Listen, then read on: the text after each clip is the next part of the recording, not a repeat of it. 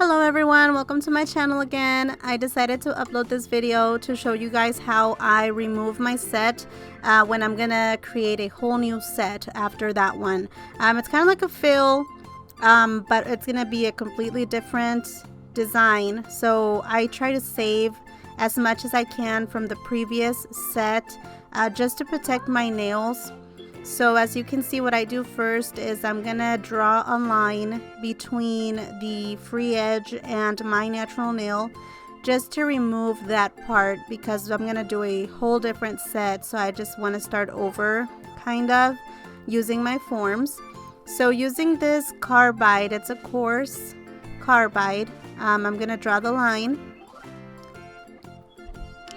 and just try to make it a little far from the natural nail edge, just because you don't want to cut into the person's nail bed. So just try to do it as far, as far as you can. Don't do it very far, but kind of where you know that the nail bed ends. And then when you're done, once you've done all the, filing and everything, you can always go back and make it shorter. So that's just a precaution so that you don't cut either your nail bed or someone else's. So once I do this, once I draw the line, and why I do that is because if you cut it with like a nail clipper, you can cut it, but then that can crackle or can crack the nail all the way up to the nail bed. So first of all, you're going to damage the acrylic that's already on the nail bed that you want to save. And then second of all, you can harm the person's nail because it could crack the acrylic nail along with the person's natural nail. So let's be careful with that, and that's why it's better to just draw the line. Then you can move in with your nail clipper and cut it off.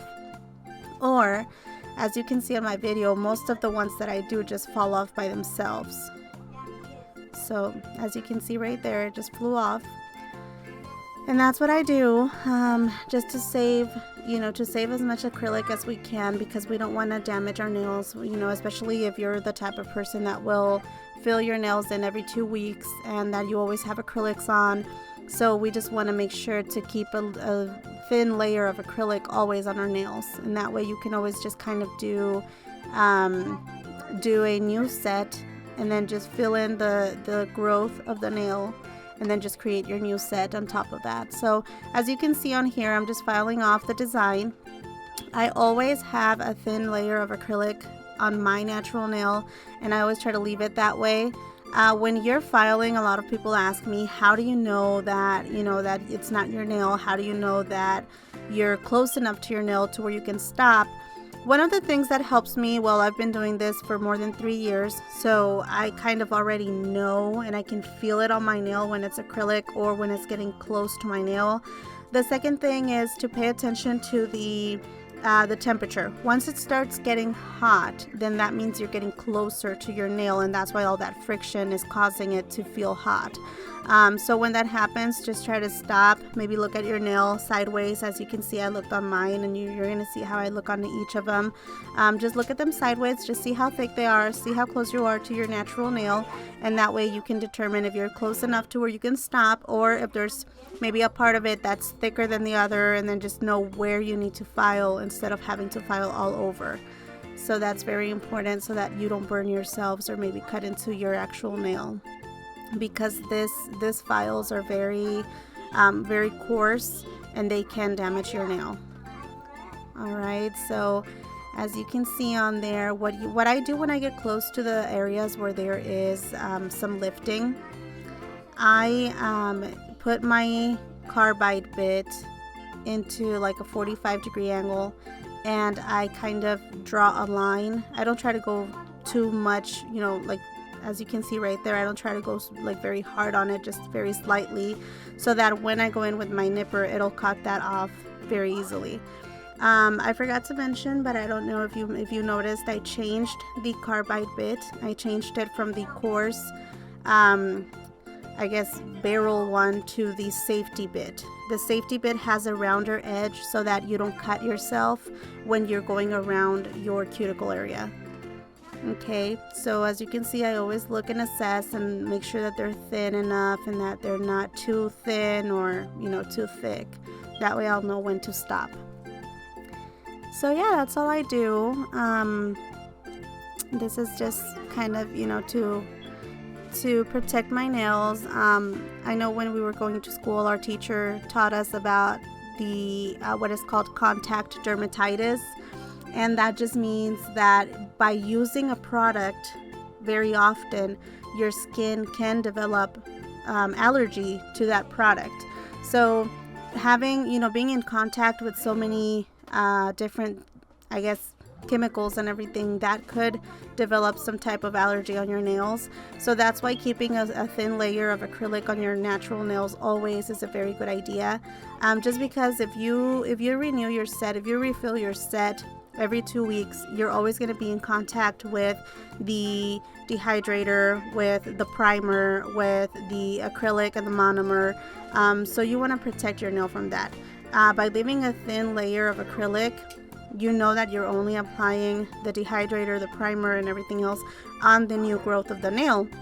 So that is going to protect the rest of your nail.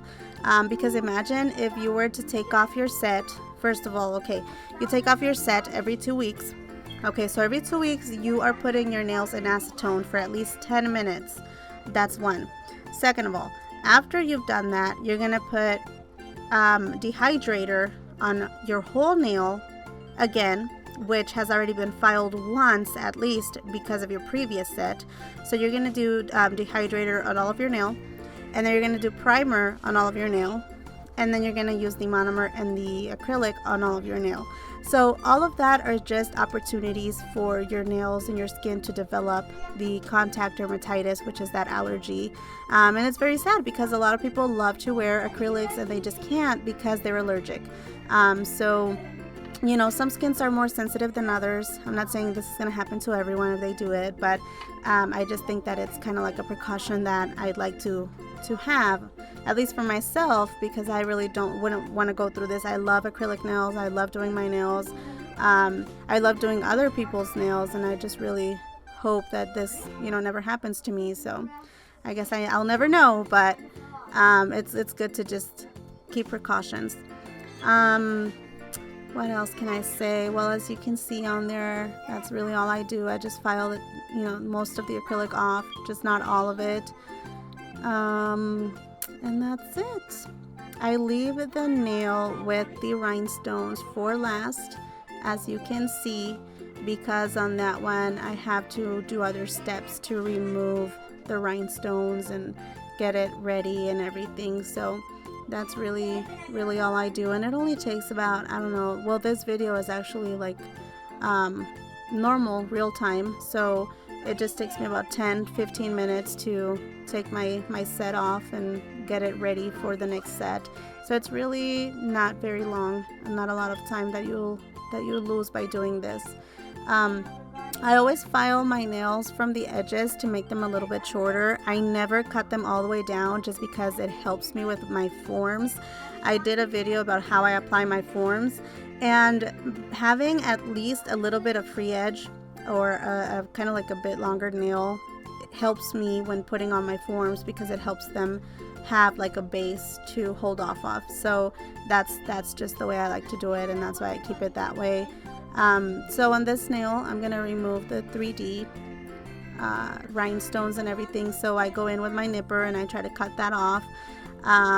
Once it's been 2 or 3 weeks, they're pretty loose. You really don't have to do much to remove them.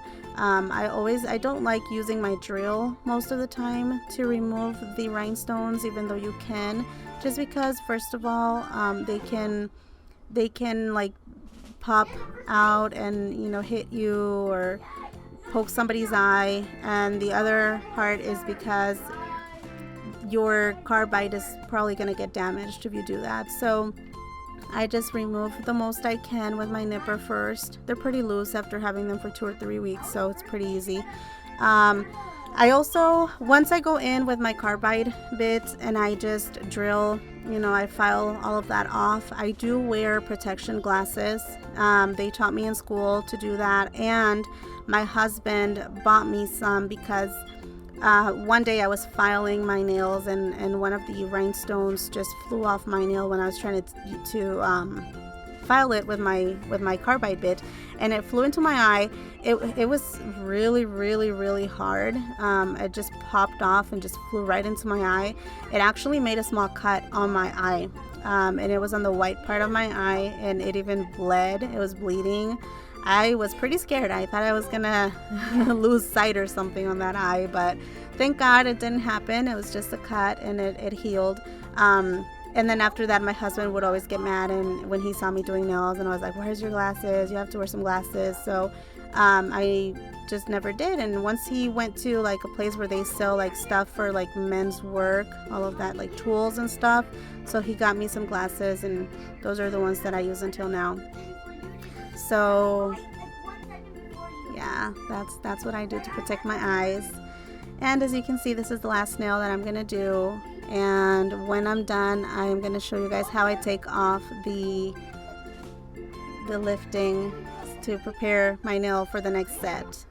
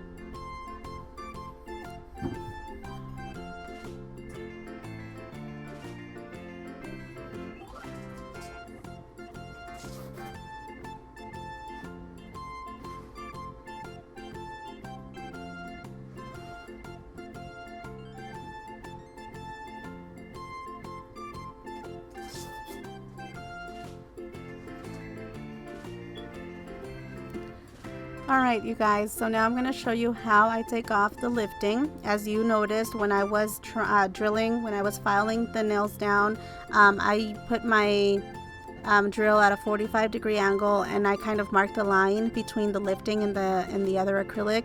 So I just go in with my nipper, I cut it the most that I can. Don't try to go in and cut more than you can, even though you can see that it's kind of opaque and that it's lifting, because once you go in with your file, it's going to take that off. I used to try to go all the way in and remove the everything that was on there, and what I would do is I would just make it lift even more. So just try to leave it alone, try to cut as much as you can, and then the other part is gonna be be removed with the file when you're done, when you're getting it ready for the last steps. So I hope that you like this video. I hope that it serves you and that you can use it, and that it's pretty much explanatory. So if you have any questions at all, let me know. Thank you for watching, and have a good day. Bye.